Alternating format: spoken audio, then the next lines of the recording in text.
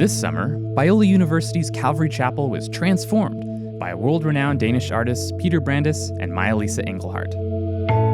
Thanks to generous donations, the chapel now features 32 handcrafted stained glass windows, a breathtaking gilded altar, and a large sculpted cross, all welcoming the community into a space that invites them to worship and reflect.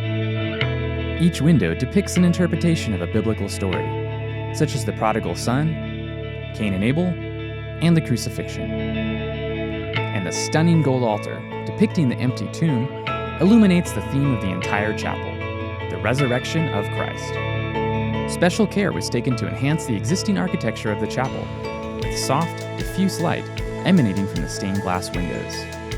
Each contains embedded LEDs, which allow the art to be enjoyed anytime, day or night.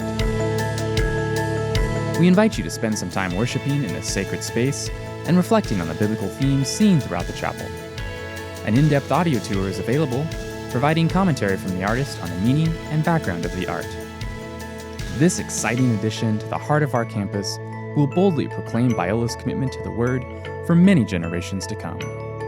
Learn more at biola.edu/Calvary Chapel.